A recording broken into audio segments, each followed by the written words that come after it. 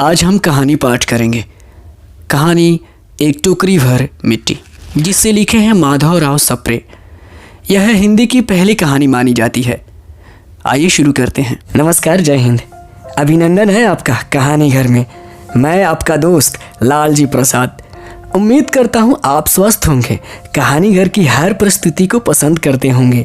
कहानी घर साहित्य, कला, संस्कृति, पर्यावरण, स्वास्थ्य और समाज से जुड़े तथ्यों को प्रस्तुत करता है। कहानी घर के हर नए प्रस्तुति से जुड़े रहने के लिए आप इसे सब्सक्राइब कर लीजिए और हाँ, अपना मधुर प्यार देते रहिए।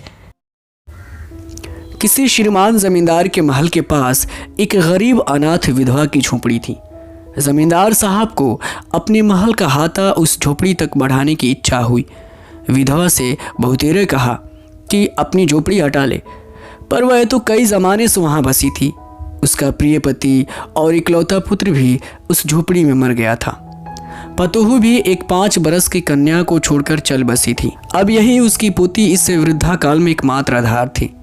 जब उसे अपनी पूर्व स्थिति की याद आ जाती तो मारे दुख के फुट फुट रोने लगती थी। और जब से उसने अपने श्रीमान पड़ोसी की इच्छा का हाल सुना, तब से वह मृत प्राय हो गई थी। उस झोपड़ी में उसका मन लग गया था कि बिना मरे वहाँ से वह निकलना नहीं चाहती थी। श्रीमान के सब प्रयत्न निष्फल हुए। तब वे अपनी ज़मींदारी चाल चलने लगे। बाल की खाल निकालने वाले वकीलों की थैली गर्म कर उन्होंने अदालत से झोंपड़ी पर अपना कब्जा करा लिया और विधवा को वहां से निकाल दिया। बेचारी अनाथ तो थी ही, पास पड़ोस में कहीं जाकर रहने लगी। एक दिन श्रीमान उस झोपड़ी के आसपास टहल रहे थे और लोगों को काम बतला रहे थे कि वह विधवा हाथ में एक टोकरी लेकर वहां पहुंची। श्रीमान ने उसको देखते ही अपने नौकरों से कहा कि उसे यहाँ से हटा दो, पर वह गिड़गिड़ाकर बोली, महाराज, अब तो यह झोंपड़ी तुम्हारी ही हो गई है, मैं उसे लेने नहीं आई हूँ। महाराज क्षमा करे तो एक विनती है। जमींदार साहब के सिर हिलाने पर उसने कहा, जब से यह झोपड़ी छूटी है तब से मेरी पोती ने खाना पीना छोड़ दिया है। मैंने बहुत कुछ समझाया पर वह एक न मानती। यही कहा करती है कि अपने घर चल, वहीं रोटी खाऊंगी। अब मैंने यह सोचा कि इस झोपड़ी में से एक टोकरी भर मिट्टी लेकर उसी का चूल्हा बनाकर रोटी पकाऊंगे। इससे भरोसा है कि वह रोटी खाने लगेगी। महाराज कृपा करके आज्ञा दीजिए तो इस टोकरी में मिट्टी ले जाऊं। श्रीमान ने आज्ञा दे दी। विधवा झोंपड़ी के भीतर गई। वहां जाते ही उसे पुरानी बातों का स्मरण हुआ और उसकी आंखों से आंसू की धारा बहने लगी।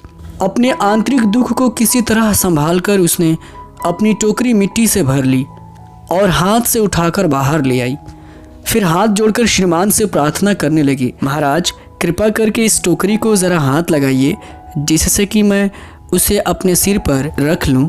ज़मींदार साहब पहले बहुत नाराज़ हुए, पर जब वह बार बार हाथ जोड़ने लगी और पैरों पर गिरने लगी कि तो उनके मन में कुछ दया आ गया।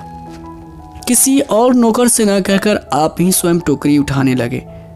ज्यों ही टोकरी को हाथ लगाकर ऊपर उठाने लगे, त्यों ही देखा कि यह काम उनकी शक्ति से बाहर है। फिर तो उन्होंने अपनी सब ताकत लगाकर टोकरी को उठाना चाहा, पर जिस स्थान पर टोकरी रखी थी वहाँ से एक हाथ भी ऊंची न हुई। वह लज्जित होकर कहने लगे, नहीं, यह टोकरी हमसे न उठ पाएगी। यह सुनकर विधवा ने कहा, महाराज नाराज ना हो, आपसे एक टोकरी भर मिट्टी नहीं उठाई जाती और इस झोपड़ी में तो हजारों टोकरियां मिट्टी पड़ी है। उसका भार आप जन्म भर क्यों कर उठा सकेंगे? आप ही इस बात पर विचार कीजिए।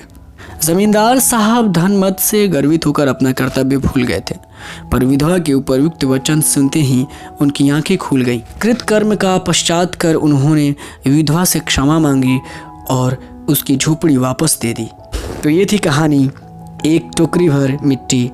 ये कहानी 1900 में प्रकाशित हुई थी। कैसी लगी दोस्तों, ये ज़रूर बताइए, कमेंट करिए। मैं चाहता हूँ कि आप चैनल को सब्सक्राइब कर लीजिए और इस तरह से हमें सपोर्ट करिए। धन्यवाद।